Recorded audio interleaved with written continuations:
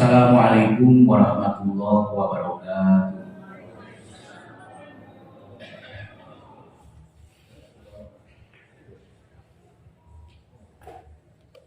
Hamdan liman qala fi kitabil karim wa huwa ashraful qailin. A'udzu billahi minasy syaithanir rajim. Wa ma ubarri'u nafsi inna nafsa la'ammaratun bis-su'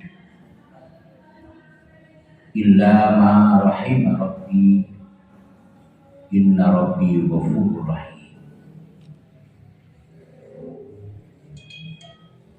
Asyhadu an la ilaha illallah wahdahu la syarika lah wa asyhadu anna Muhammadan abduhu wa rasuluh.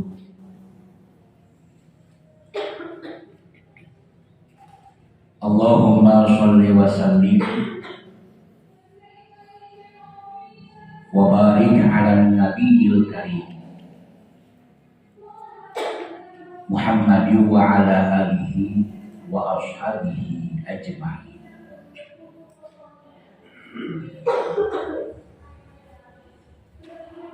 Ikhwan fiddin rahimahullah.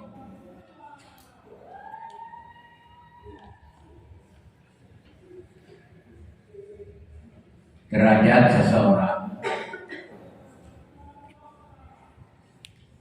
ditentukan oleh kualitas kesadarannya.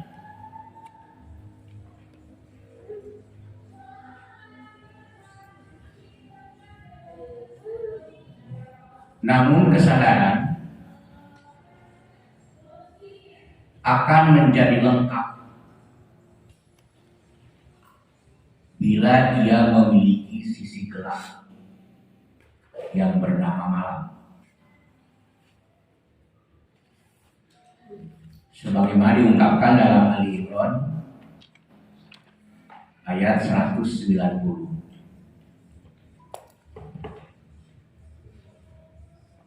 Wa ikhtilafil laili wan nahari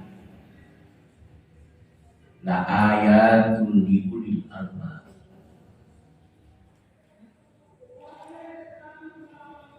Kehidupan manusia dimulai dengan kesadaran malam alias sisi gelap. Kemudian harus bisa berubah kepada kondisi terang benderang, dalam arti kesadaran telah diisi oleh Al-Quran. Sebab kalimat tersebut ayatul liulil albab merupakan penjelasan yang bisa ditangkap, difahami oleh para ulul albab. Ulul albab adalah orang-orang yang memfokuskan pikirannya hanya kepada Al-Quran, tidak kepada yang lain. Sehingga cara memahami kalimat waqtilafil lail wan nahar adalah sebuah proses transisi kesadaran dari gelap kepada terang benderang. Oleh sebab itu saya katakan kesadaran seseorang itu akan menjadi lengkap bila ia memiliki sisi gelap sebelumnya. Begitu pula dalam memahami istilah zulumat. Sulit bagi kita menangkap nilai-nilai nur, yaitu kebenaran, jika kita tidak mengenal sisi kegelapannya. Malam ya'riful jahiliyah la ya'riful islam. Orang yang tidak mengenal sisi gelap, zulumat atau jahiliyah sangat sulit untuk mengenal Islam. Oleh karena itu, kalau tadi disinggung tentang hijrah, yang dikatakan hijrah adalah suatu peralihan dari kondisi yang buruk yang disimbolkan dengan istilah kegelapan kepada kondisi yang baik yang diistilahkan dengan istilah terang benderang. Yukhrijuna minadz-dzulumati ilan nur. Maka oleh karena itu, siapapun yang namanya manusia pasti diawali dengan memiliki sisi gelap masing-masing. Walaupun takarannya berbeda, sebab tidak setiap orang memiliki panjang malam yang sama. Pasti setiap orang memiliki panjang malam yang berbeda. Ada yang tidur setelah sholat isya, ada yang baru masuk kamar tidur jam 9, ada yang baru tidur jam 12. Jadi yakin bahwa setiap orang memiliki panjang malam yang tidak sama alias berbeda. Kita punya latar belakang yang berbeda-beda. Tetapi apabila berada dalam satu wadah pembinaan, ada dalam suatu wadah kajian, ada dalam satu wadah jamaah, maka akan terpelihara. Pantas Allah menyebut waqtasimu bihablillahi jami'an wala tafarraqu. Oleh karena itu,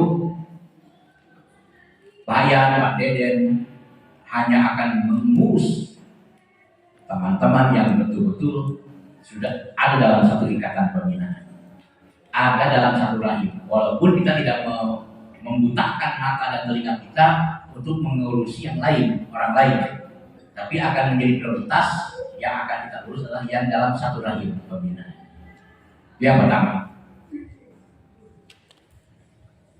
Tetapi ketika proses hijrah ini berjalan, maka sebagaimana yang kita rasakan, begitu banyak dinamika yang berjalan.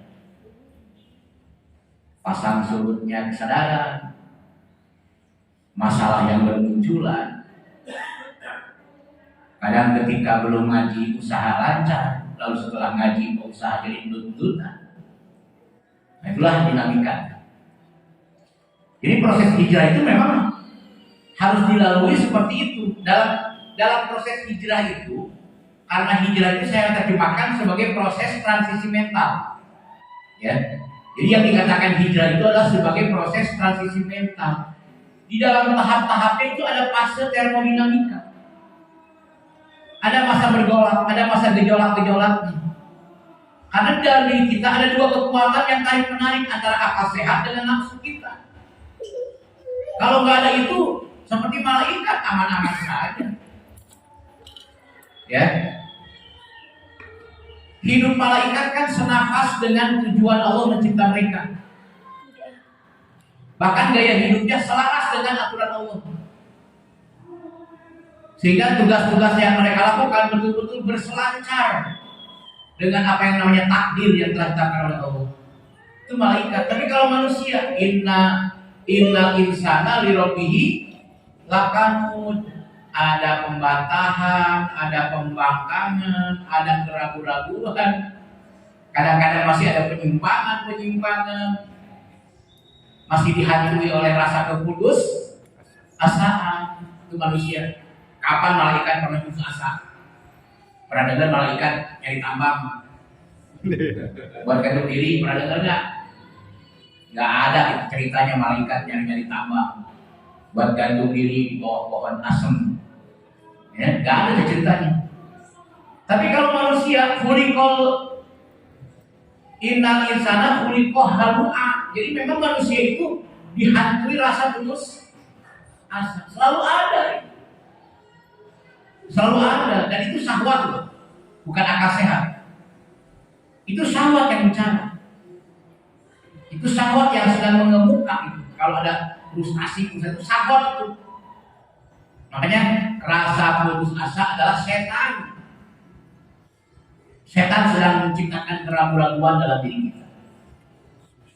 Padahal hidup menjadi lengkap bila terisi dengan duka, air mata, lelah, kegagalan, ya.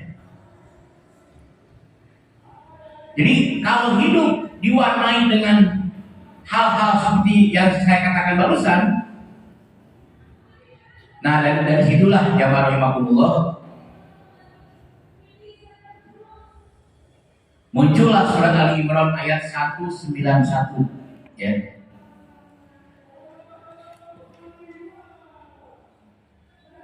Bahwa ternyata di balik cerita hidup tentang kesedihan, tangisan, duka, dan kegagalan itu adalah bagian dari survive. Bagaimana agar hidup kita survive, mampu bertahan. Anda harus siap loh kalau suatu saat Anda terdampar di hutan belantara. Bagaimana kalau Anda tiba-tiba terdampar di hutan belantara? Mau nyari supermall nggak ada, mau nyari pasar modern nggak ada, mau nyari warteg nggak ada. Yang ada apa? Ya akar-akaran, ya daun-daunan. Silahkan makan yang ada kalau ingin bertahan hidup. Nah, oleh karena itu tangisan, air mata, duka, kesedihan, kegagalan itu bagian dari cara Allah mendidik kita agar survive, mampu bertahan dalam hidup ini. Lihat Ali Imran 191. Alladzina yadhkuruna Allaha qiyaman wa qu'udan wa 'ala junubihim wa yatafakkaruna fi khalqis samawati wal ardh rabbana ma khalaqta hadza batila subhanaka faqina adzaban. Oleh karena itu kegagalan itu bukan akhir segala-galanya, penderitaan itu bukan akhir hidup segala-galanya. Ini hanya merupakan bagian dari ketika kita akan melompat kepada hal yang lebih baik, ya. Maka dalam ayat tadi disebutkan orang yang memiliki kepercayaan diri dan kekuatan iman sanggup bertahan dalam berbagai keadaan. Harus dipahami, hidup itu pasang surut. Yang namanya hidup itu kadang di atas, kadang di bawah. Gak mungkin selamanya di atas, gak mungkin selamanya di bawah. Watil kal ayam dawiluha bainan nas. Sampai kepada peradaban. Tidak selamanya peradaban ini kacau, suatu saat akan pulih kembali. Tidak selamanya peradaban ini aman, tenang, tentram, suatu saat akan kacau kembali. Itulah yang namanya kehidupan. Nah, bagi orang-orang yang istiqomah, air mata kesedihan justru menjadi senjata terbaik saat bermunajat kepada Sang Pemilik hidup, yaitu Allah. Ya, justru Allah akan lebih cepat menjawab munajat seseorang apabila disertai dengan mengalirnya air mata kesedihan. Gitu. Kalau tidak percaya, lihat dalam Al-Baqarah 2:14. Hatta yaqular rasul mata nasrullah. Ala inna nasrullah.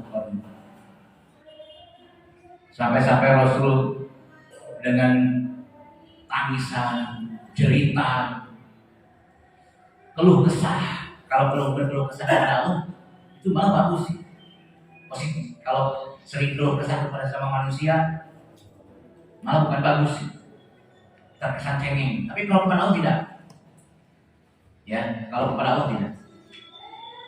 Mungkin orang yang sering mengeluarkan air mata dianggap cengeng, kayak lihat film India. Saya itu menangis terseduh-seduh ketika melihat film Kuch Kuch Kotahe dengan Kami Hushi Kami Gam, ditambah dengan Firzara. Aduh ya, menangis luar biasa saya dengan cerita itu. Keluar air mata.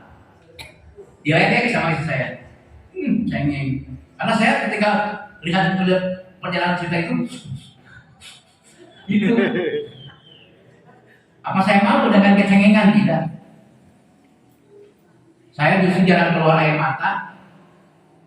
Kalau ingin membersihkan mata, sering-seringlah keluar air mata. Dan tidak perlu malu sebagai laki-laki keluar air mata. Justru air mata yang keluar itulah tanda bahwa munajat kita akan betul-betul dipercepat oleh Allah jawabannya. Jangan salah, kedahsyatan air mata itu luar biasa. Ya, kedahsyatan air mata itu luar biasa. Di awal-awal pernikahan saya pernah bertengkar hebat dengan budak lain, dengan istri saya. Tapi ketika istri saya menangis gara-gara pertengkaran itu, saya langsung menyesali. Nah, kayak gitu.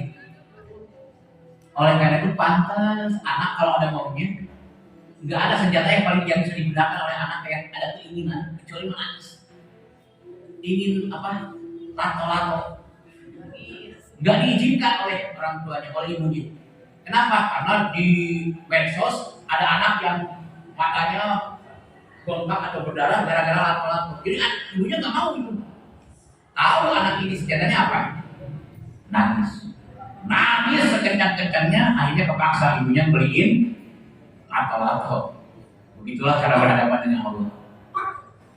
Ya, mata Nasrullah, kapan pertolongan Allah tiba? Rasulullah sudah menangis-nangis di situ. Maka ala inna nasrullahi qarib. Ketahuilah kalau sudah sampai seperti itu, ya. Toto jiran, lamulah ketika toto jiran segala upaya, segala usaha, segala cara dilakukan mencari kenaikan hasil. Toto jiran hadapan Allah, munajat, lain dulu gigit wasyukur, penting lagi. Munajat kepada Allah, menangis, mohon ampun dan minta dibukakan kemudahan kepada Allah. So, di sini banyak yang wajah-wajah penuh kesulitan gitu ya Allah. Ya. Banyak wajah-wajah yang sedang mengalami banyak kesulitan. Sekali lagi, air mata justru menjadi senjata terbaik saat bermunajat di malam hari ketika liqa'i Rabbi, berhadapan dengan Allah. Ada doa Nabi, ada doa Rasulullah SAW. Allahumma arham man roksa malihi roja wasulahihi buka. Ya Allah, rahmatilah orang-orang yang hartanya adalah harapan dan senjatanya adalah tangisan. Oleh karena itu, tangisan yang karena saking rindu dendamnya kepada Allah, tangisan karena kesanggupan kita memikul beban dalam hidup ini, tangisan karena berbagai macam ujian-ujian yang menimpa kita, maka itulah sebetulnya senjata untuk segera Allah berikan apa yang diharapkan oleh kita. Oleh karena itu, jamaah rahmatullah, banyak hal-hal sulit dan mengecewakan dalam perjalanan hidup kita masing-masing. Ya, termasuk banyak hal-hal sulit dan mengecewakan yang saya alami sendiri. Jadi jangan dianggap Pak Yan hidupnya kayaknya tenang-tenang saja, lulus-lulus saja. Ya Allah. Dalam kehidupan saya sendiri, kayaknya kalau dijumlahkan terlalu banyak menjumlahnya. Ya, tingkat kesulitannya, tingkat mengecewakannya udah banyak sekali. Antara kesulitan dan kekecewaan, mungkin lebih banyak kekecewaan. Saya pernah mengatakan hidup ini mengecewakan. Saya juga pernah berhenti dari dakwah, pusing. Pantas Nabi Yunus masuk ke mulut ikan, saking pusingnya. Kesel resek gitu imannya. Akhirnya apa? Lompat ke mulut ikan. Ternyata setelah masuk ke mulut ikan, wahwa kadzib, dalam keadaan dongkol, penuh marah, penuh kesel. Ternyata malah bukan menyelesaikan masalah. Ketika Nabi Yunus ada di mulut ikan, ternyata beliau bukan makin luas napasnya, malah makin tersesat. Jadi keputus asaan itu bikin dia sek. Makanya jangan gampang putus asa. Tapi sifat putus asa memang sifat kita. Ya, sifat putus asa itu memang sifat kita. Makanya dalam mekanisme pergaulan mukmin dengan mukmin ada yang disebut dengan tawasau bil sabri wa tawasau bil marhamah. Ya. Makanya dalam kehidupan kita ada yang disebut mekanisme pergaulan. Pertama, tawasau bil sabri. saling meringankan beban kita masing-masing. Itu kan dialami sebagai sampel Pak Pur lah. Ujiannya luar biasa berat, yang lain belum tentu sanggup. Tapi Pak Pur bisa melewatinya nih. Bagi Pak Pur itu mungkin pengalaman terberat dalam hidup, dalam berkeluarga. Tapi karena ada tawasau bisabri, maka teman-teman sepengajian, satu rahim dalam pembinaan, semua berbagi rasa, berbagi perhatian, bahkan juga berbagi rezeki, ya, bahkan juga berbagi rezeki, sehingga akhirnya tuntas. Bahkan aset satu-satunya bisa dikembalikan. Nah, itulah yang disebut dengan tawasau bisabri dan tawasau bil marhamah. Tawasau bil marhamah juga saling berbagi kasih. Indah hidup berjamaah. Ya, indah hidup berbagi berjamaah. Karena jamaah itu ikatan psikologis, bukan ikatan fisik. Kalau ikatan fisik, ya itulah kayak menyatu di prasmanan. Ya, ikatan fisik tuh. Semua bergerumul, ya. Tasabuhum jami'an wa qulubuhum syatta. Berkumpul kayak bersatu, padahal pikiran di otaknya masing-masing ingin paling banyak ambilnya. Baru amat yang lain kebagian enggak. Itu penyakit prasmanan. Silakan kalau nggak percaya perhatikan piring-piring yang lain ketika di prasmanan. Mana numpuk, mana letung. Sehingga pas siang-siang yang datang terakhir, yang datang kesiangan, datang ke prasmanan sudah tinggal kentang, sok tinggal cari, tega lebih gelap, kan gitu bener. Itu yang makan duluan, gimana ngambilnya? Tega banget. Maka saya dengan Duromlah berkomitmen untuk tidak makan banyak. Dilatih, diasah, ya, di training untuk tidak makan banyak. Sehingga kalau dalam kumpulan-kumpulan kita sedikit aja mengambil. Jadi biasakan. Ya. Nah, itulah yang disebut dengan tawasau bisabri wa tawasau bil marhamah. Nah, jadi Pak Yan sendiri banyak tingkat kesulitannya, banyak tingkat kekecewaannya dalam perjalanan hidup Pak Yan. Tapi setelah melalui proses fakir waskur, ya. Jadi hidup itu harus bermotokkan kepada fakir waskur. Renungkan lalu syukuri. Jadi ketika saya menghadapi banyak kekecewaan, ketika saya menghadapi banyak ketidaknyamanan, bahkan ketika saya menghadapi banyak kegagalan, saya selalu menggunakan alat ini atau landasan filosofi lah, fakir waskur. Renungkan, pikirkan, jangan kebawa emosi, jangan kebawa perasaan, pikirkan. Lalu akhirnya setelah dipikirkan, waskur, oh iya, saya tetap harus bersyukur ternyata. Nah gitu ya. Jadi setelah proses fakir waskur, dalam diri saya sendiri ada sebuah kalimat bijak yang tiba-tiba muncul aja. Setelah fakir waskur nih, melalui berbagai macam tahapan yang menyulitkan dan mengecewakan, ternyata setelah melalui proses fakir waskur, maka saya bertanya-tanya, jangan-jangan Allah Subhanahu wa Ta'ala memang merancang kehidupan ini sebagai kumpulan paradoks. Saya jelaskan nanti. Ya, silakan dulu saja. Jangan-jangan Allah Subhanahu wa Ta'ala memang merancang kehidupan ini sebagai kumpulan paradoks.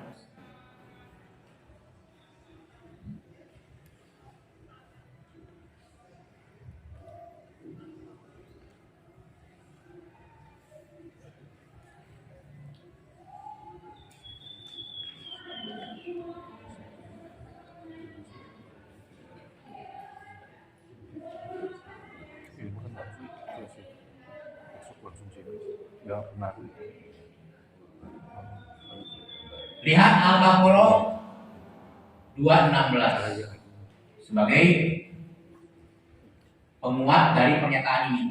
Di dalam benak saya setelah banyak kekecewaan, banyak kegagalan yang saya alami, yang saya tempuh, yang saya rasakan. Melalui proses fakir waskur, maka saya berkeyakinan jangan-jangan memang Allah ini sedang merancang kehidupan ini sebagai kumpulan paradoks. Apa paradoks? Tidak sesuai dengan yang kita inginkan. Tidak sesuai dengan yang kita inginkan. Secara pribadi saya dulu mencita-citakan bisa menikahi Desi Ratnasari. Tapi menjadi paradoksal, tiba-tiba orang Jawa Timur coba berubah, ya. Itu kan jadi paradoks. Itulah. Tapi setelah berjalannya waktu, pernikahan ini saya syukuri, ya. Pernikahan ini saya syukuri. Makanya pakai nih rumus ini, pakai landasan filosofi di dalam hidup kita. Fakir, waskur. Kenapa dagang kita merosot? Fakir. Kenapa usaha terjadi? Fakir. Itu. So, ada sesuatu pasti ini. Karena nggak mungkin tiba-tiba perut kita melilit. Nah, betul deh.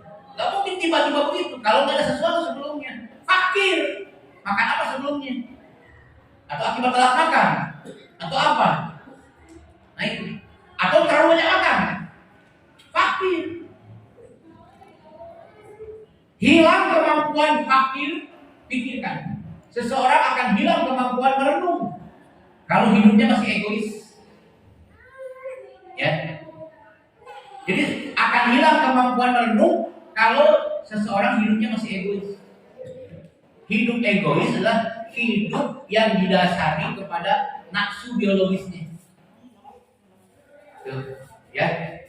Jadi sikap egois itu karena nafsu biologis, bukan karena akal sehat. Akal sehat masih merenung. Makanya setiap kejadian demi kejadian dimuhasabah, tuba liman sagolahu aibuhu an uyubinas.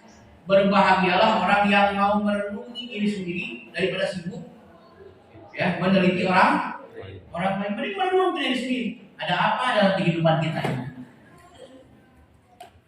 Maka lalu setelah ketemu apa sebab-sebabnya, waskur, syukuri. Ya. Paham gak nih maksudnya? Nah, saya berkesimpulan bahwa memang Allah sedang merancang kehidupan ini sebagai kumpulan paradoks.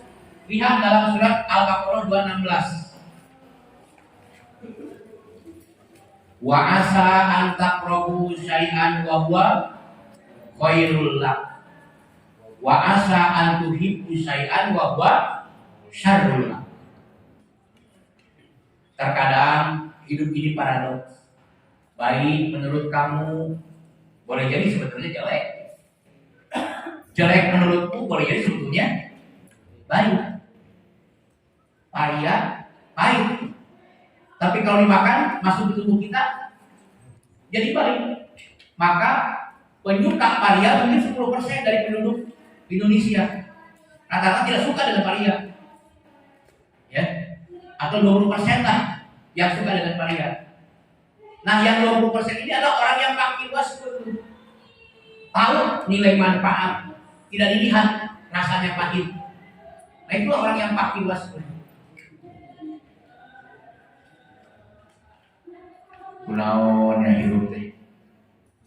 Udah. Bari ka sirah. Ayo naon coba robah deui simpel teh. Mending muhasabah, lalu perbaiki. Dan proses ke arah membangun perbaikan itu tidak mudah. Karena bangunan itu akan lebih mudah dan lebih cepat merobohkannya ketimbang membangunnya. Jadi ketika akan membangun pribadi menjadi lebih baik, itu sulitnya minta ampun. Tidak seperti merobohkan dirinya kepada kehidupan penuh aib. Lebih mudah.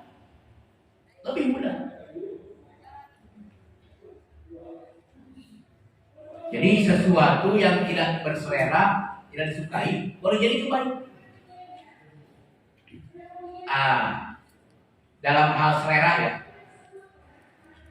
Jamilah itu kan perempuan cantik di Mekah. Katanya tak cantik sih. Ya. Bunga desanya lah di Mekah. Jamilah. Oh, yang melamar, yang berminat itu banyak. Saudagar, pengusaha, pejabat. Tapi kok mau sama Bilal? Ketika dipertemukan oleh Rasulullah, kok bersedia? Dengan sukacita, bukan dengan terpaksa. Karena Nabi yang melamarkannya, lalu tiba-tiba apa paksa? Enggak, sukacita. Ternyata yang dipandang oleh Jamilah itu bukan warna kulitnya, tapi imannya yang penuh warna dalam pribadi Bilal. Jadi yang dilihat oleh Jamilah itu bukan warna kulitnya, melainkan iman yang ada dalam diri Bilal yang penuh warna. Itu. Bagaimana dengan pasangan masing-masing? Penuh warna? Atau campur?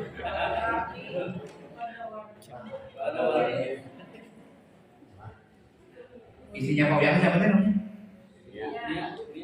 Unia kemarin curhat Pak Ujang. Nggak ikut si Unia, makanya curhat. Mana Unia teh? Curhat kemarin tuh. Merasa bahagia punya pasangan seperti Unia. Luar biasa. Ya. Itu lelaki sejati itu. Ya. Saya aja hampir mau nangis kalau ngomong itu. Ya. Susah nyari laki-laki seperti itu.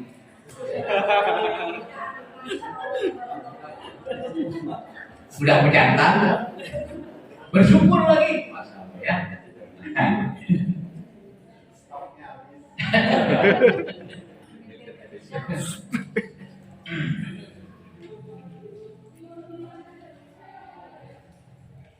Nah, oleh karena itu jamaah rahimakumullah, tema yang akan kita ambil hari ini ada kaitan dengan pembukaan yang saya sampaikan begitu panjang lebar, yaitu mewaspadai hawa nafsu. Kenapa hawa nafsu harus kita waspadai?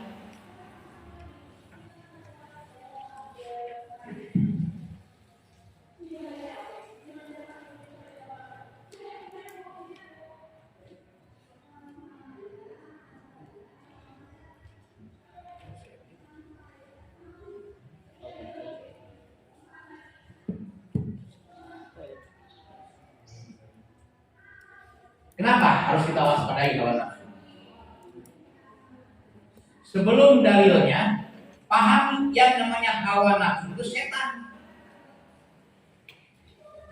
Jadi sebetulnya yang disebut dengan hawa adalah asyaitonu.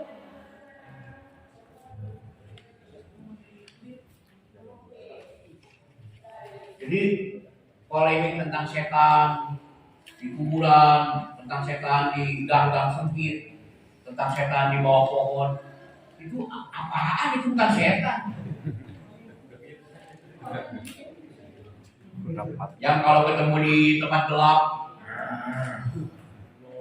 giginya keluar lalu ada darah-darah ngalir, habis nyedot leher, dari mana itu? Setan itu ada dalam diri kita. Ya itulah hawa nafsu. Itu setan. Maka Nabi menyebutnya begini, asyaiton.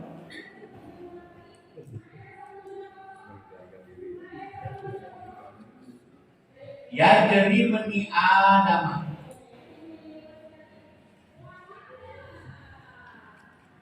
Majrad dami.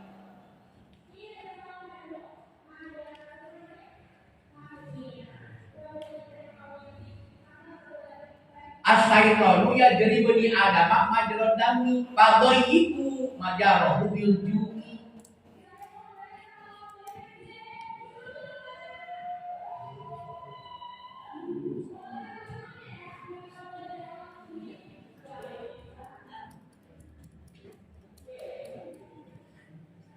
Nah, ini alasan kenapa harus kita waspadai.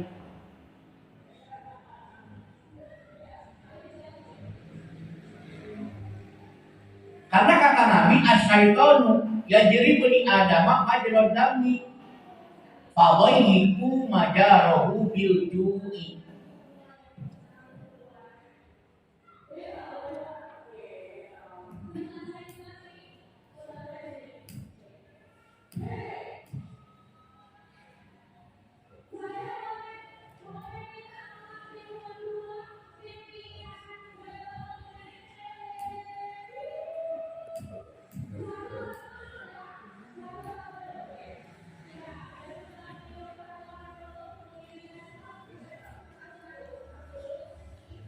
Yang artinya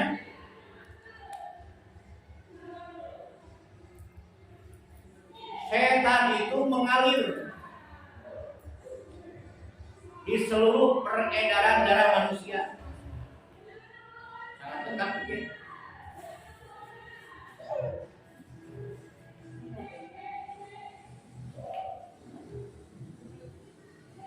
Setan itu mengalir di seluruh peredaran darah manusia.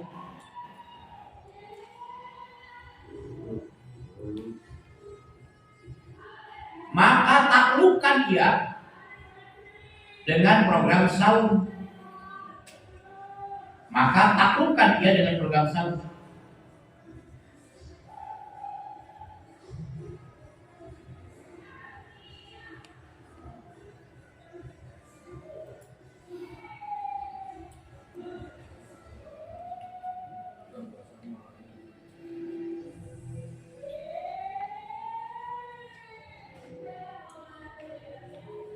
Nah jadi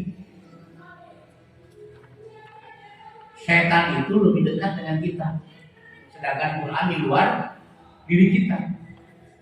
Jadi setan ada di dalam, ya. Setan ada di dalam, menemani kita setiap hari, ya. Setan ada di dalam, Al-Quran ada di luar, sedangkan Al-Quran ada di luar. Bahkan entah dekat, entah jauh dengan dirinya. Ya, apakah Al-Quran yang dekat ataukah jauh? Tapi yang pasti Al-Quran posisinya ada di luar kita, sedangkan yang di dalam kita adalah hawa nafsu, itu setan. Pantas banyak orang yang kesetanan, sulit dikendalikan, gak mau diatur oleh norma aturan. Ya karena ada setan di dalam. Kenapa manusia cenderung ingin berpaling dari ajaran? Ya karena ada setan. Al-Jathiyah 23. Afara'aita man ittakhadha ilahahu hawahu wa adallahu Allahu ala ilmin. Tidakkah kau perhatikan seseorang yang hidupnya mengikuti hawa nafsu atau setan? Kecenderungannya apa? Melakukan penyimpangan, penyelewengan dari ajaran. Al-Quran itu diselewengkan terus. Tawala berpaling, a'rada meninggalkan. Ya. Nah, itulah kenyataannya. Kenapa dorongan hawa nafsu? Apakah tujuan Allah menciptakan nafsu untuk mencelakakan hambanya? Tidak. Tidak ada sedikit pun Allah memiliki tujuan menciptakan hawa nafsu dalam diri manusia untuk mencelakakan hamba-hambanya. Tidak. Harusnya diakui ya.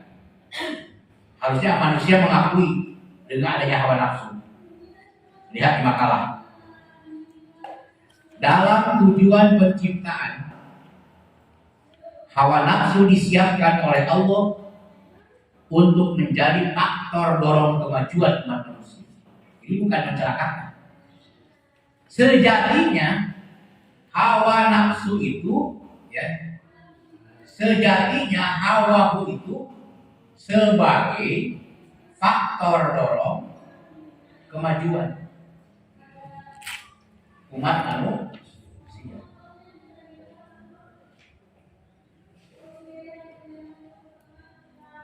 Lihat yang telah berhasil dicapai oleh kaum Ad, yang telah berhasil dicapai oleh bangsa Samud, yang telah berhasil dicapai oleh Fir'aun.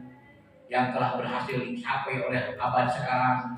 Lihat Abu Dhabi, lihat Qatar, lihat Dubai, lihat negara Eropa, lihat negara Barat, lihat pertumbuhan negara-negara sekarang. Bagaimana infrastruktur, bangunan-bangunan, jembatan dan lain sebagainya. Semuanya adalah dorongan hawa. Berarti apa? Sejatinya tujuan Allah menciptakan nafsu dalam diri manusia adalah sebagai faktor dorong kebaikan. Itu sebetulnya. Kalimat berikutnya. Tetapi di dalam merealisasikan keinginan-keinginannya, terkadang cenderung timbul keinginan manusia yang melampaui batas dan ukuran yang telah ditetapkan oleh Allah. Persoalannya bukan ada kesalahan dalam penciptaan, tapi persoalannya adalah manusianya sendiri tidak tahan ujian. Melihat gemerlapnya dunia, timbul penyimpangan, penyelewengan, termasuk perusak. Sebab rusaknya sumber daya alam kan oleh manusia yang punya nafsu. Al-Rum ayat 41, Zoharul fasadu bil barri wal bahri bima kasabat aydin. Coba lihat gadis sebelum dinikahi. Coba lihat. Silakan dia lihat mar'ah mujahidah MTS-nya. Udah hampir tuir nih. Padahal dulunya dapat hati kita masing-masing. Ya. Pak Saryana kan lihat Bu Desi dulu, nggak sama dengan Bu Desi sekarang. Telah berubah. Waktu perawannya, waktu dilamarnya beda dengan sekarang. Dulu juga sama. Kondisi waktu masih perawan dengan sekarang beda. Berubah. Ya. Bagi Pak Deden mungkin Bu Epi itu dulu bunga desa yang tiada tandingan. Sekarang menua kan. Sama laki-laki juga. Dulu suami saya giginya rapi, sekarang kompong. Habis satu persatu giginya. Dulu kalau jalan tegak, sekarang melengkung. Ya udah santai. Di dunia ini nggak ada yang sifatnya holidin, nggak ada. Mata ulur semuanya, temporer, sangat singkat. Maka lata bertaruh di dunia, jangan terlalu terpukau dengan dunia. Jangan terlalu terpukau. Dunia itu hanya diminati oleh hawa nafsu kita. Akal kita tidak ada minat dengan dunia. Akal cuma berfungsi untuk merencanakan dan membuat lebih maju lagi. Tetap dorongan mas setan, hawa nafsu tetap.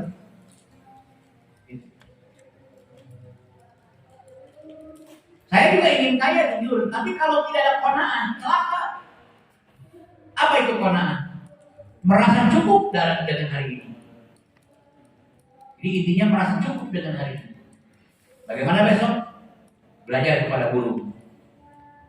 Lau tawakkaltum haqqa tawakkulihi la ruzittum kama tarzuqut tayr yaddu khimasan wa taruhu bitona. Bagaimana cara belajar tawakal? Belajarlah tawakal kepada guru.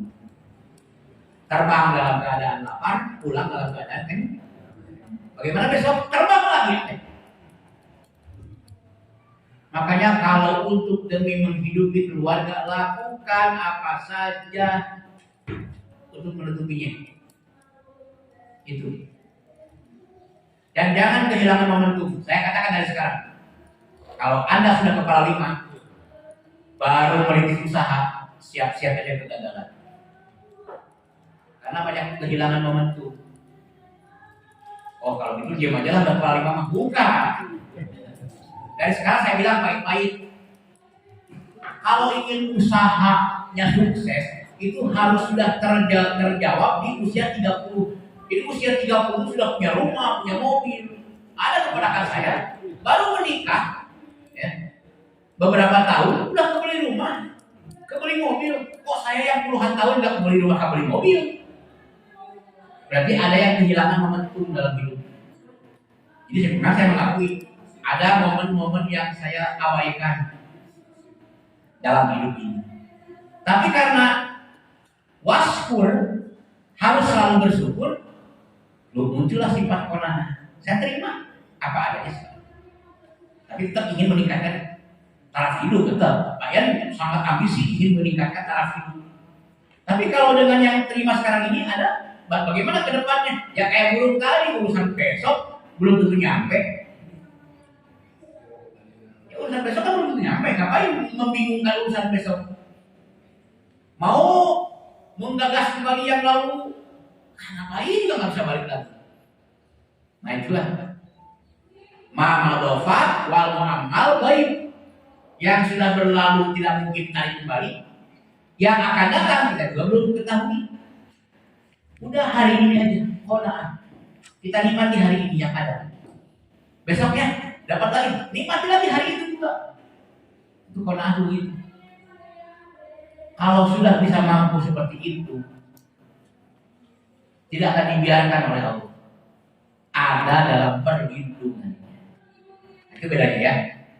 Nah, oleh karena itu, hawahu sebagaimana disampaikan tadi adalah sebagai faktor dorong kemajuan. Tetapi dalam merealisasikannya, terkadang cenderung timbul keinginan yang berlebihan atau melampaui batas.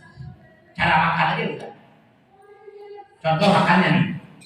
Ini orang yang tidak memikirkan masa depan begini. Ini tipologi orang yang tidak memikirkan masa depan. Ada kalimat di dalam Al-Baqarah 259. Ada kalimat begini.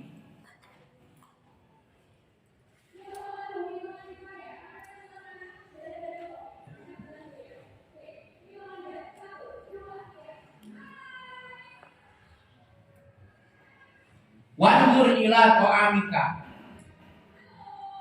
Lam yatasanna. Saya lihat dulu lagi.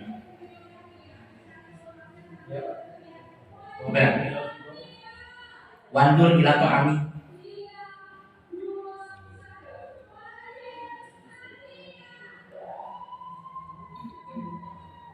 Nah, fanzur ila ta'amika wa syarabika lam yatasanna. Fanzur ila ta'amika wa syarabika lam yatasanna.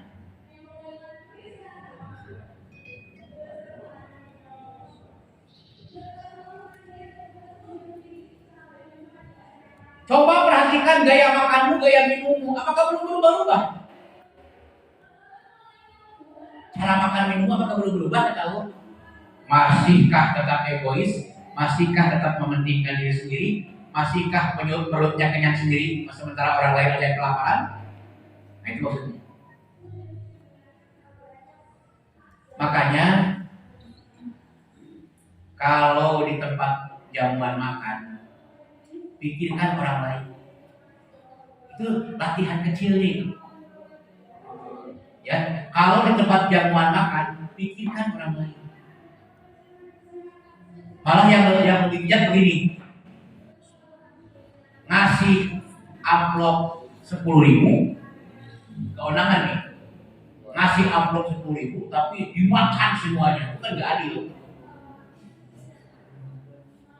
Datang memenuhi undangan ke tempat pesta pernikahan, ngisi kotak tuh, cuma 10.000, tapi yang dimakan nasi lauk pauk, jumpa-jumpa, bakso, siomay, buah-buahan, es krim, belum souvenir.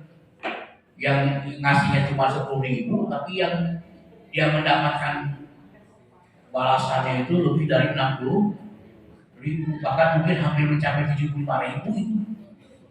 Kalau nasi lauk pauk dimakan, jumpa-jumpa diserbu, bakso diserbu, siomay diserbu, buah-buahan diserbu, es krim diserbu 75.000. Nah, rata-rata yang keundangan itu begitu. Makanya yang hajat, yang nikahin anak perempuan, yang kebagian beban paling berat itu kan orang yang punya anak perempuan. Jangan pernah berpikir akan kembali modal. Amplop 50, bawa keluarga 5-an, nggak 10.000 lewat. 5-an makan kayak tadi semua, 75 kali 5, wah bikin tekor lagi. Udah niatkan sedekah aja, bukan makan. Niatkan aja sedekah, jangan niatkan kembali modal. Nah kayak gitu. Nah dari situ kan kita akan bisa melihat betapa kita masih egois, belum mau belajar mementingkan yang lain. Perutnya kenyang sendiri, tetangga kelaparan. Nah jangan sampai masih seperti itu.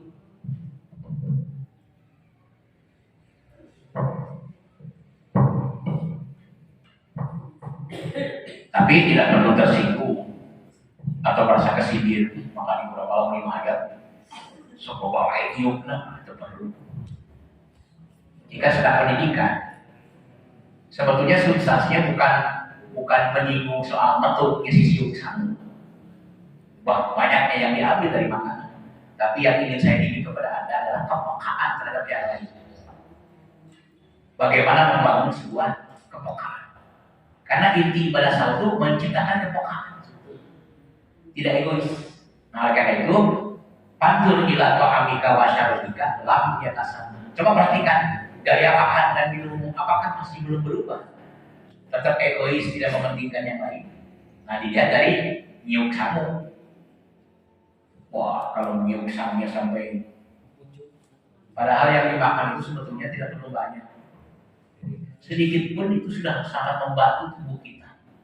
Makanya kenapa dilaparkan dengan program-program itu ke situ. Salah satunya.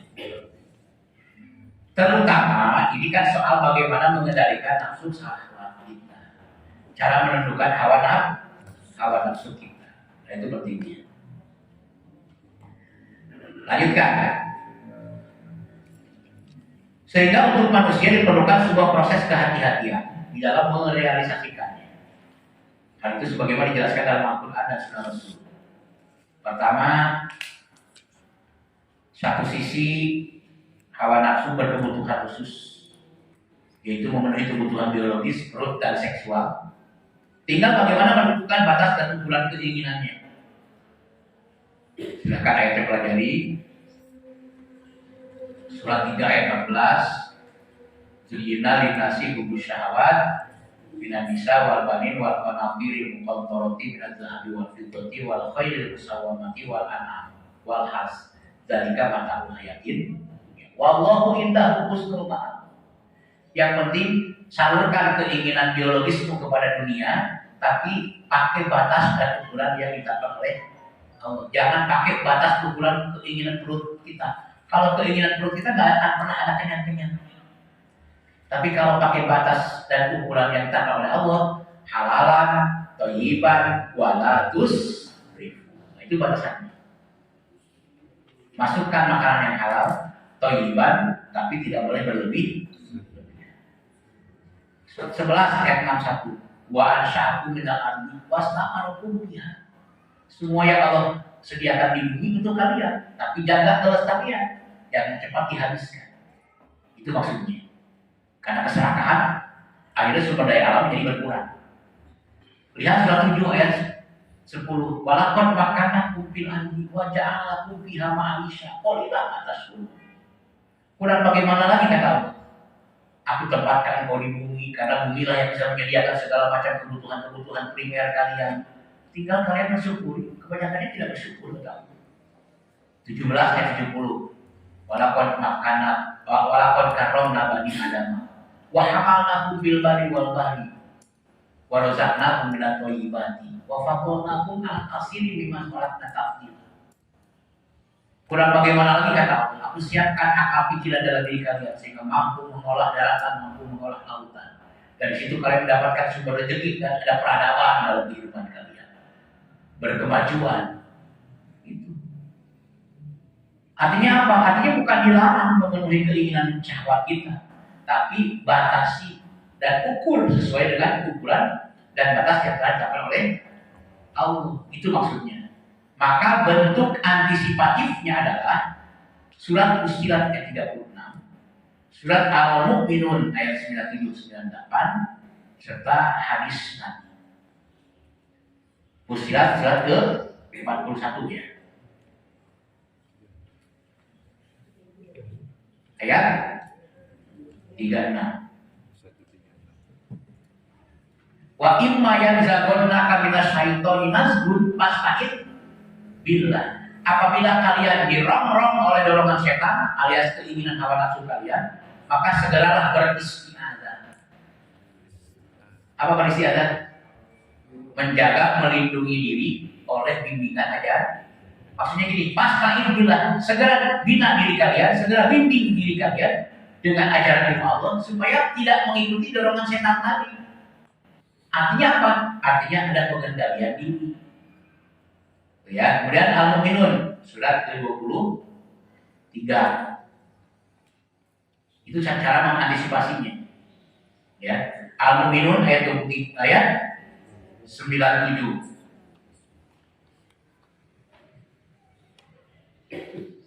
Wa qur rabbi a'udzubika min hamazati syayatini wa a'udzubika rabbi ayahdurun. Ini bacaan di mana ini? Bacaan sebelum takbiratul ihram. Allahumma inni a'udzubika min hamazati syayatini wa a'udzubika rabbi ayahdurun. Sama dengan tadi jawabannya. Jadi memohon kepada Allah agar tidak mengikuti dorongan hawa nafsu, melainkan mengikuti dorongan ajaran. Intinya itu. Lalu Nabi mengatakan, coba bacakan hadisnya. Iqlam annalaka arba'atal a'da'i tahtaju ila an tujahida kulla wahidin minhum ad-dunya nafsuka wa hiya syarru a'da syaitonul jinni fasta'id billahi minhu syaitonul insi fahdar minhu asyaddu alaika min syaitonil jinni. Ya. Sadarilah bahwa dalam kehidupan kalian mempunyai 4 musuh yang harus terus kalian perangi. Musuh yang pertama adalah dunia. Musuh yang kedua adalah nafsumu. Musuh yang ketiga adalah setan dari jenis jin. Musuh yang keempat adalah setan dari jenis manusia. Ini perlu dikupas lebih luas di waktu yang akan datang. Apa yang dimaksud dengan minal jinni wal insi alladzi yuwaswisu fi sudurin nas minal jinnati wan nas. Ini harus diungkap supaya paham, supaya tidak salah alamat dalam menetapkan setan dari jenis jin, setan dari jenis manusia. Tapi nanti dijelaskan di lain waktu. Poin yang kedua, tetapi di sisi lain sering menimbulkan dorongan yang negatif dan menjerumuskan manusia ke dalam jurang kehinaan. Jadi kalau nafsu kita ikuti, justru kita akan terjerumus ke dalam jurang kehinaan. Di sisi lain silahkan salurkan keinginannya, tapi dengan batas dan ukuran yang ditetapkan oleh Allah. Tapi di sisi lain, kalau terlalu sering diikuti hawa nafsu kita, itu akan menjerumuskan kita ke jurang kehinaan. Lihat penjelasan Allah. Ya. Pertama surat 12 ayat 35. Wa ma ubarri'u nafsi inna nafsa la'ammaratun bisu illa ma rahima rabbi. Bayangkan dalam satu ruangan yang sepi di kamar pribadi, ya, di kamar pribadi ini, ya kalau versi cerita sih macam-macam. Intinya Sulaikha meminta Nabi Yusuf untuk mengambilkan sesuatu di kamar, walaupun dengan berat, ya karena kan Yusuf pembantunya, disuruh tuannya enggak lagi. Padahal kalau Jepang masuklah ke ruangan, Yusuf masuk ke ruangan kamar pribadi.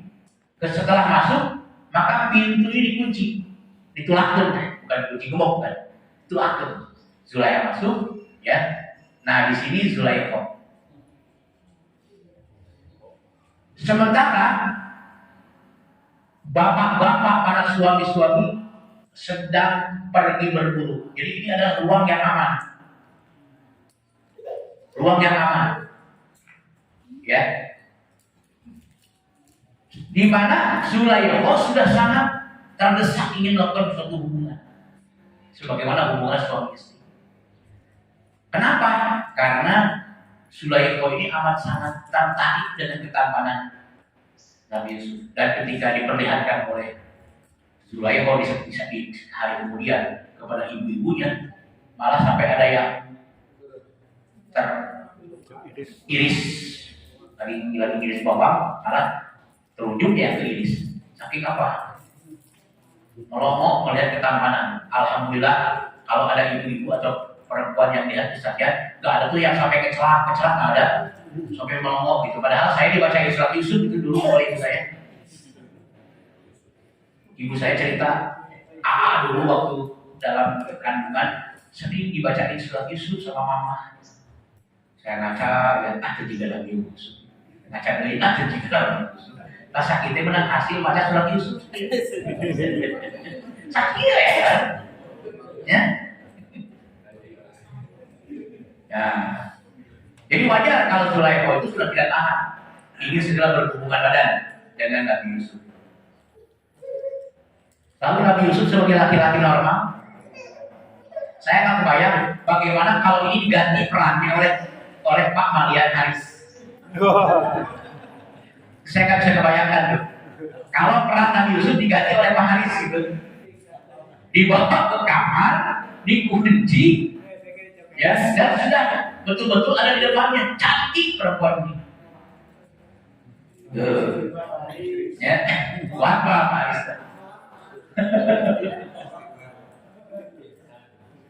Nah itu gambarannya seperti itu. Jadi wajar kalau Nabi Yusuf pun tertarik. Dan namanya akal kalau dipengaruhi oleh setan, alladzi yuwaswisu fi sudurin nas, ada di pikiran Nabi Yusuf. Perempuan ini cantik, suaminya gak ada, tetangga-tetangga lagi pada berburu, sepi, di ruangan tersembunyi. Ini kan ruang eksklusif kan? Ini kan ruang private, ya, gak akan diketahui. Tapi apa kata Nabi Yusuf? Itu diungkapkan dalam surat Yusuf 5:3. Wama ubarri'u nafsi. Sebenarnya aku juga sudah tidak tahan menahan diri. Ya, kalau Andri udah kebablasan itu. Udah kebablasan kalau Andri. Ya. Yes lah. Nabi Yusuf pun sama. Ada dorongan ingin melakukan. Lalu ingat, inna nafsa la ammaratun bisu. Sesungguhnya jika diikuti dorongan hawa nafsu ini, maka akan timbul banyak keburukan dalam hidupmu. 25 ya. Illa ma rahima rabbuk, illa ma rahima rabbi. Untung aku terbimbing oleh ajaran. Nah, selamatnya Nabi Yusuf karena ma rahima rabbi. Karena ada ini. Jadi dari segi nafsu, ubarri'u nafsi, dari segi hawa nafsu sulit mengendalikan diri. Tapi dari segi kematangan ajaran, kematangan berpikir, beliau berpikir illa ma rahima rabbi. Jadi ada ma rahima rabbi. Untung ada bimbingan dari ajaran ilmu Allah, ajaran Rabbu, maka tidak terjadi. Paham maksudnya? Nah, itulah gambaran kenapa hawa nafsu harus kita waspadai. Karena setiap hari itu mendorong kita terus. Ngaji pun kadang-kadang malas. Mau berangkat nih, malas. Muji ke Abah Komar sampai ke kompleks berangkat ke mereka gitu. Padahal masih dekat dari rumah, paling pulang pergi harusnya. Tapi mungkin ini rohimah rohim ada tuntunan bimbingan ajaran. yang harus memaksakan diri. Allahumma paksakeun ka eta. Kana infak Allahumma paksakeun, kana ngaji Allahumma paksakeun, kana hirup menderita Allahumma paksakeun. Apapun paksakan saja. Paham sampai situ? Nah, itulah dorongan hawa nafsu, menimbulkan dorongan yang negatif. Lalu Al-Baqarah 183, maka muncullah program sahur. Al-Baqarah 185, program Ramadan. Jadi Allah hadirkan program sahur, Allah hadirkan program Ramadan, maka lengkap sudah bagaimana cara menata membina hawa nafsu kita. Ya. Maka Nabi Muhammad mengatakan, "Mamil mauludin illa yuladu ma'ahu bisyaiton." Setiap anak lahir pula setan. Jadi jumlah setan ada berapa? Berbanding sama dengan. Kata Nabi, setiap anak yang lahir pula setan. Berarti jumlah setan? Nah, jumlah setan adalah sama dengan jumlah lahirnya manusia ke bumi ini. Jadi kalau manusia ada 7 miliar sekarang atau 8 miliar sekarang, maka setan itu ada 8 miliar. Kalau dijumlahkan mulai dari Adam sampai akhir zaman, ada berapa puluh miliar atau berapa triliun jumlah manusia, maka seperti itulah jumlah setan. Kenapa? Karena memang setan adalah diri kita sendiri. Kita itu kadang-kadang seperti setan. Muncul sikap setan dalam diri kita. Setan. Nah, hadisnya tadi asyaitonu yajri bani adama majrad dan dipadoi kumajarohu bil juki. Setan adanya di dalam setiap peredaran dalam manusia, dan ada pun cara menaklukkannya adalah dengan program sahur. Nah, ini sebagai tambahan, kenalilah nama-nama nafsu dalam diri kita. Ya. Pertama, ada yang disebut dengan nafsu ammarah. Ya, sebagaimana dalam surat 12 ayat 53. Inna nafsa la ammaratu bisu. Nafsu ammarah itu apa? Nafsu yang masih kuat mengendalikan. Di nafsu ammarah itu adalah nafsu yang masih kuat mengendalikan manusia. Jangan bisa diarahkan. Itu nafsu ammarah. Ya. Kemudian yang kedua, nafsu mulhamah. Nafsu mulhamah itu sudah mulai agak longgar. Masih bernafsu tapi mau sholat, masih bernafsu tapi mau sahur, masih bernafsu tapi mau jahat, infak belum, kira-kira begitu ya. Sedangkan nafsu sawwamah itu sudah dalam kondisi lebih condong pada keinginan mengikuti maunya ajaran, dan belum sepenuhnya. Jadi nafsu sawwamah itu masih nafsu sawwamah itu masih condong, sudah agak condong kepada maunya mengikuti ajaran. Sedangkan nafsu lawwamah kadang baik kadang buruk pasti ada, tapi lebih banyak baiknya. Jadi sudah terimplementasi kalau nafsu lawwamah. Contoh model baik ketika Ramadan, tapi belum beli beres Ramadan, itu masih lawwamah kan? Lagi Ramadan udah lagi Ramadan udah bagus dulu, tapi setelah keluar beres Ramadan, lihat aja tidak sanggup nyawalan kan? Sanggup nyawalan tanggal 2 Syawal. Hadisnya nggak ada. Man shoma Ramadana sumat ba'ahu sitan min syawalin pakot sanatan. Barang siapa yang sahur di bulan Ramadan lalu diikuti dengan 6 hari di bulan Syawal, maka hakikatnya sama dengan sahur setahun. Jadi sahur setahun itu adalah sahur Ramadan dengan nyawalan. Hitungannya begini.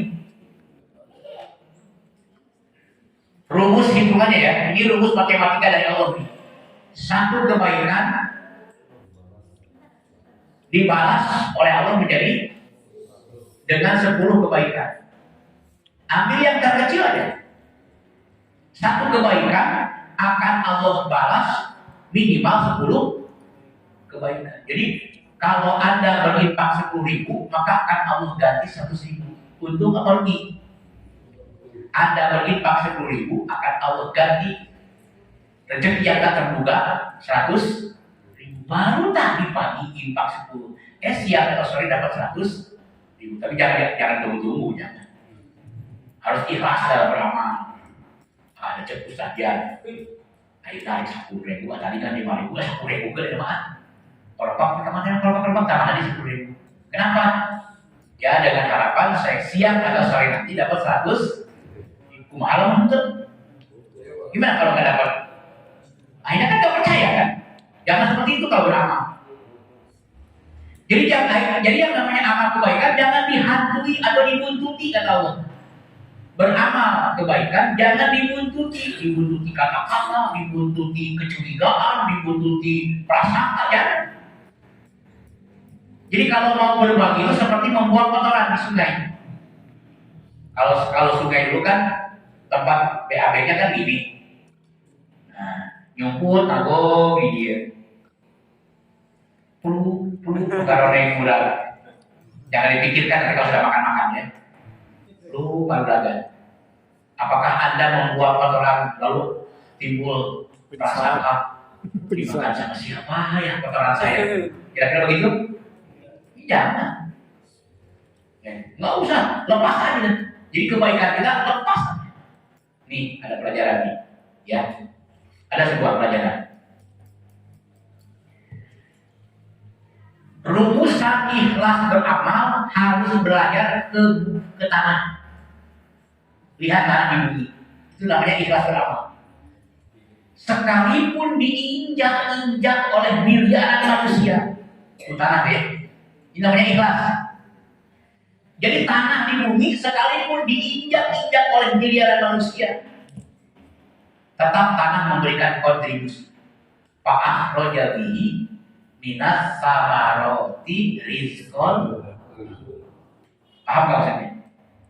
Padahal kita injak-injak tiap hari loh. Tapi tanah di bumi ini tetap berkontribusi memenuhi kebutuhan rezeki manusia.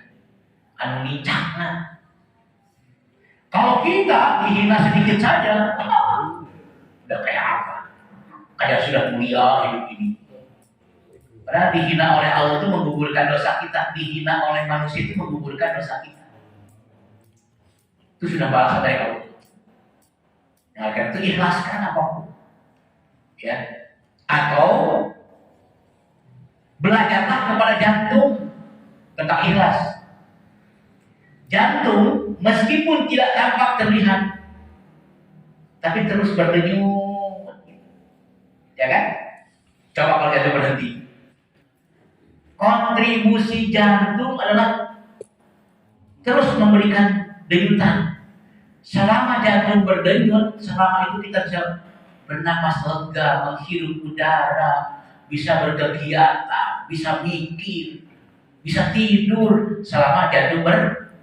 Tapi cara kerja jantung tidak dilihat, tidak terlihat. Itu ikhlasnya cara kerja jantung. Pernah nggak sekali-kali jantung keluar pamer, tuh lihat, aku bekerja loh. Enggak, di dalam kita sembunyi. Nah itu cara beramal ikhlas itu. Ya, seperti kotoran yang kita buang, mengalir kemana, dibakar oleh siapa, masa teh terserah. Ngapain coba? Mas Agus setelah BAB langsung melacak kemana di kotoran saya. Kamu ngapain? Ini uang isi keropak mau berapapun, ya, dipakai apapun, gak usah jadi prasangka ya. Karena yang pasti kas jamaah ini adalah kontribusinya kepada menyelamatkan masalah-masalah darurat dalam kehidupan kita. Dalam kehidupan itu ada darurat sosial, ya, ada darurat sosial. Saya meskipun tidak minta transport, tapi suka minta ke Pak Den untuk kertas ini Pak. Pas habis kertasnya, Pak Den kalau beli kertas, itulah yang disebut darurat, keadaan tertentu.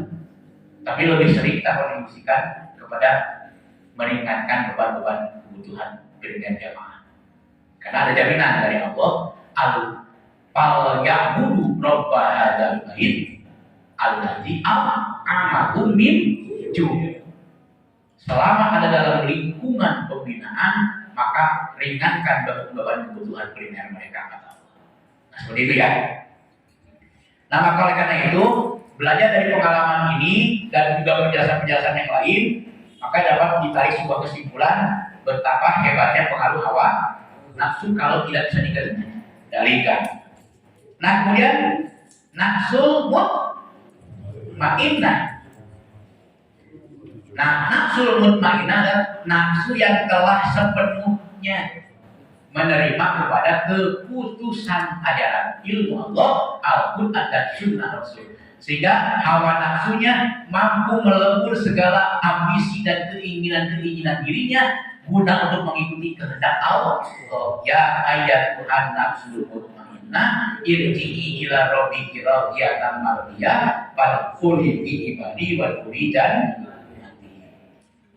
Sampai di sini mungkin sudah dipahami ya tentang bagaimana cara kita mengendalikan hawa nafsu kita. Dasarnya adalah surat An-Nasihat ayat 40, wa amma man khafa maqama rabbi wa nahan nafsa 'anil hawa. Masukkan terlebih dahulu Al-Quran dalam kolbu, maka kolbu akan punya kemampuan mengendalikan hawa nafsu. Jadi kalau kolbu diisi Quran, maka kolbu akan punya kemampuan mengendalikan setan. Tapi kalau kolbu masih kosong dari Quran, maka kolbu posisinya masih akan dikuasai oleh setan. Maka celakalah dia kalau seperti itu. Nah, maka dihadirkanlah bulan Ramadan, momentum untuk banyak-banyak memasukkan Al-Quran dalam kolbu dan momentum untuk mengendalikan hawa nafsu, sehingga Idul Fitri kembali kepada fitrahnya. Mudah-mudahan bermanfaat tema yang saya angkat hari ini, dan mudah-mudahan kita semakin sadar bahwa hidup ini harus berpijak pada kebenaran-kebenaran yang ada dalam Al-Quran melalui proses transformasi kajian seperti yang kita lakukan pada hari ini. Semoga bermanfaat. Allahi tawakkalna wa ilaihi masir. Wassalamualaikum warahmatullahi wabarakatuh.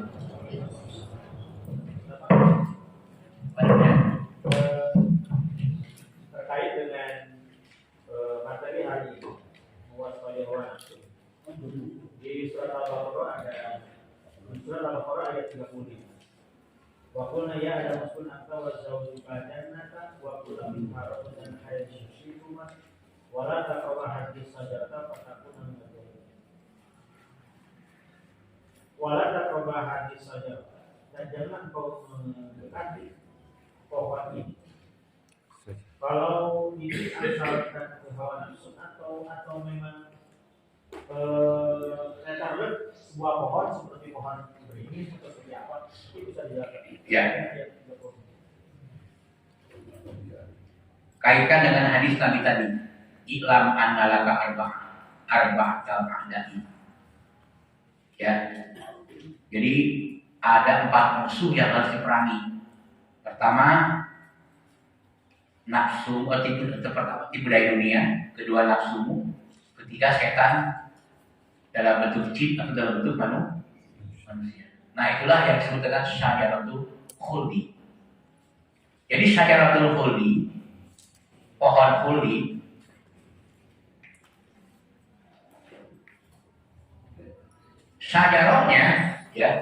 syajarahnya adalah gambaran dunia. Gambaran dunia. Khuldinya adalah nafsu. Jadi syajaratul khuldi adalah dunia yang digandrungi oleh hawa nafsu. Jangan dekati itu. Karena ketika mendekati, Adam dan Hawa tergelincir. Fa'azallahuma syaitanu anha wa akhrajahuma mimma kana fi. Terus apa? Berikutnya di Al-Baqarah 35 ya. Wa qulna bitu ba'dukum li ba'din aduun. Ya, terus walakum fil ardi mustaqarrun wa mata'un ila. Gara-gara memetik buah kuli bukan lagi mendekati. Ini sebuah kiasan. Ada sebuah pohon, ya. Nah, pohon ini gambaran dunia. Kata Allah, jangan dekati ini. Jangan dekati ini. Nah, sementara kullinya adalah hawa nafsu. Karena keinginan hawa nafsu itu selamanya dan tiada batas.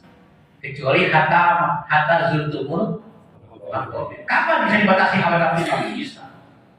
Kalau belum mati, terus saja.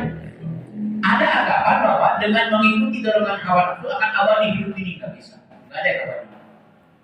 Jadi ini namanya pertumbuhan abadi disebutnya. Pertumbuhan abadi itulah selamanya manusia itu sangat gandrung dengan dunia. Jadi bisa dikatakan nafsu dunia, ya, bisa dikatakan materi dunia, jabatan, kekuasaan dan lain sebagainya, harta kekayaan. Nah, ketika Nabi Adam mencicipi, ya, ketika Nabi Adam dan Siti Hawa mencicipi, bukan memakan seluruhnya, mencicipi sedikit saja. Apa yang terjadi? Maka Adam tergelincir, kemudian pakaian-pakaiannya dilepas oleh Allah sehingga dalam keadaan telanjang dilempar ke dunia bersama iblis-iblisnya, pulau ke dunia. Sedangkan dunia itu gambaran kehidupan yang penuh kekacauan, ba'dukum libahin aduh. Jadi akhirnya apa? Akhirnya kalau kita terjerumus dengan duniawi akan terperosok ke dalam kehidupan penuh percekcokan. Kakak beradik bisa pasnya gara-gara harta. Itu dunia tuh. Oleh karena itu Nabi mengatakan, ad-dunya la tasfu lil mu'mini. Ya, ad-dunya la tasfu lil mu'minin.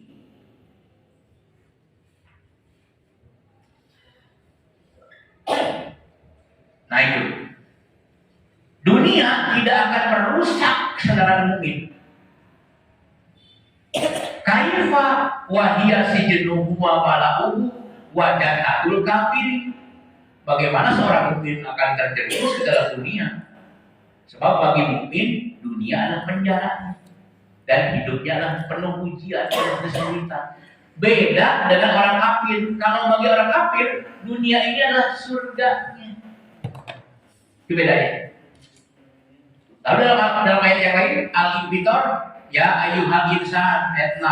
Ma gharraka birabbikal karim. Wahai manusia, janganlah kau terpukau, tertipu, terjebak oleh dunia yang menyebabkan kau terpeleset keluar dari norma aturan ajaran. Seperti Adam copot baju atau pakaiannya. Ya, copot baju pakaian itu adalah aib yang muncul. Ulama kalau sudah mengejar-ngejar materi dunia, aib aja yang kelihatan.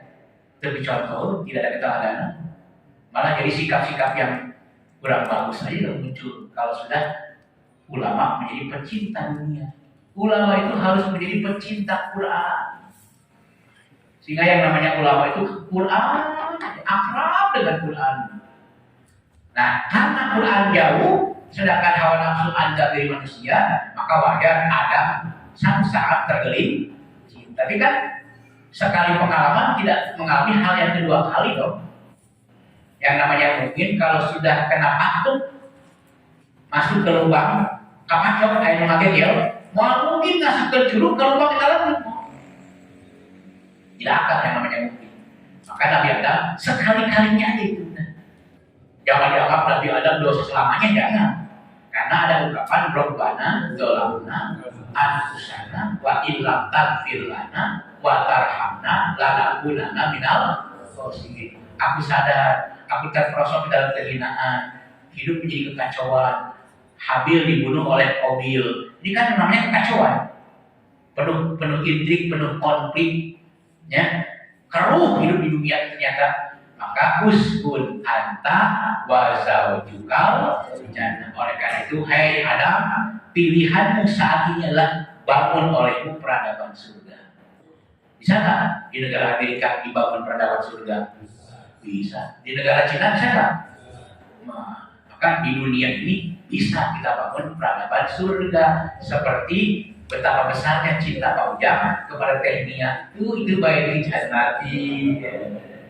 Walaupun sambil ngadon, bikin adonan untuk dijual, Duaan mah indah duaan mah ya itu. Sebagaimana laki-laki yang sangat bucin dengan perempuan, perempuan bucin ke laki-lakinya, hidup di gubuk tengah-tengah sawah, ya indah tuh. Daripada ke dalam singgrong jauh-jauh, rumahnya mewah, megah, suami ayah di mana, istri ayah di mana, ngapain hidup begitu? Anak-anaknya pun ada di mana-mana, gak ada di rumah semua. Yang menikmati rumah mewah siapa? Kita kebodohan namanya. Itulah orang-orang yang tertipu dengan dunia. Itu. Ya tapi kan hidup ini kan harus maju, punya rumah, harus punya mobil. Siapa yang melarang? Enggak ada. Yang dikhawatirkan oleh Allah dan Rasul itu adalah kalau kalian sudah tahu di dunia apa gorun itu tertipu dengan dunia. Oleh itu jangan tertipu. Waspadai, ini hawa nafsu yang mendorongnya. Nah, gitu. Oleh karena itu, uskun atau zawuju kaljannah adalah sebagai solusi dari kekacauan yang ditimbulkan oleh pengaruh hawa nafsu yang kecenderungannya ingin memetik buah khuldi ini adalah godaan dunia.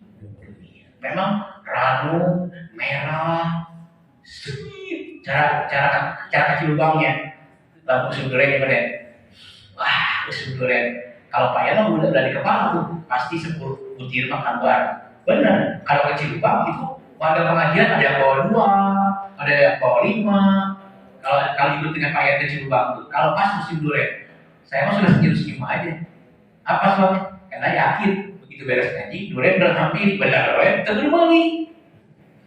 Itu kita hikmatnya. Temilu malah duren, teu kapanasan, teu kahujanan, teu kesembuhan, teu boga tangkal, tapi kalau usul panen mah menikmati ya gitu. Itulah cara kita mensikapi tentang dunia. Itulah gambaran mengenai kisah Nabi Adam. Ada lagi?